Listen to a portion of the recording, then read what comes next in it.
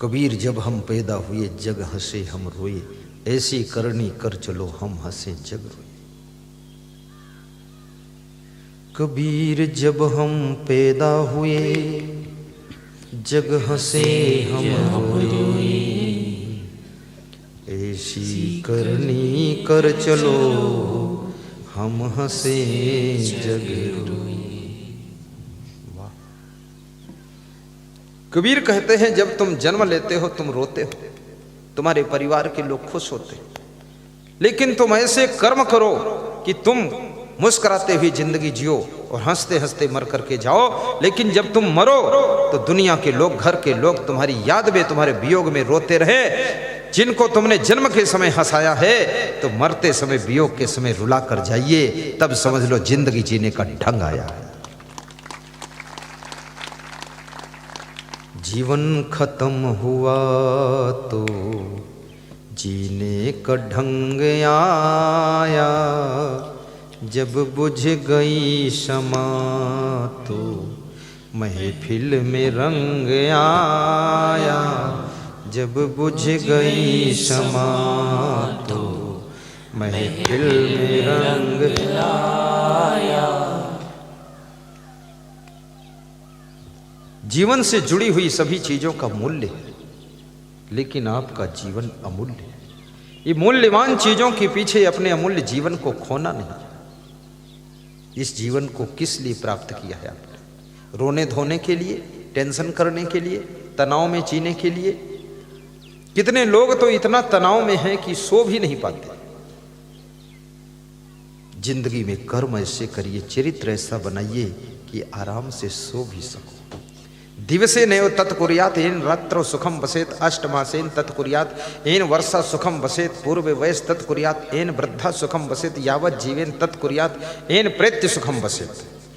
विदुर जी कहते हैं दिन भर में वह काम करो जिससे रात्रि को सुख से सो सको, 8 महीने में वह काम करो जिससे वर्षा के 4 महीने आराम से रह सको, और बचपन जवानी में वो काम करो जिससे बुढ़ापे में सुख से जी सको, और जिंदगी भर वह काम करो जिससे मरते समय हंस करके मर सको।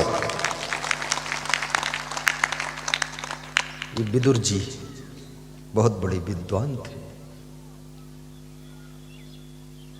आपके सबके लिए मैं शुभकामना करता हूं, सबको धन्यवाद देता हूं।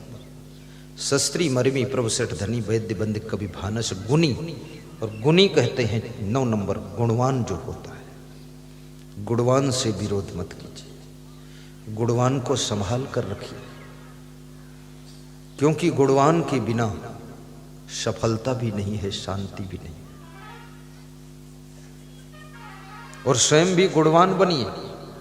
संत कबीर कहते हैं मानुष तेरा गुण बड़ा, हे मनुष्य तेरे गुण ही बड़े हैं।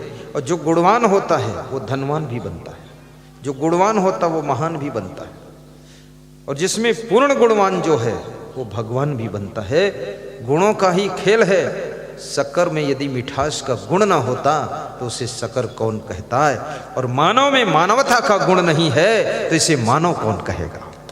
इसलिए गुण होना चाहिए। एक छोटी सी कहानी सुनाऊंगा फिर समाप्त करूंगा।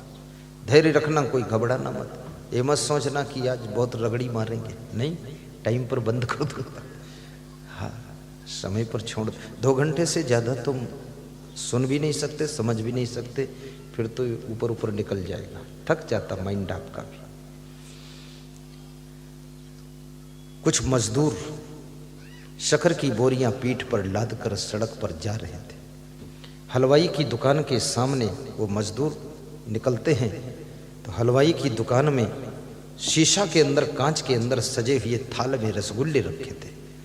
रसगुल्लों को हंसी आ गई और हंस करके रसगुल्ले बोले, ए चीनी बहन, मजदूरों की पीठ पर बोरियों में पैक हो करके तुम लदी हो।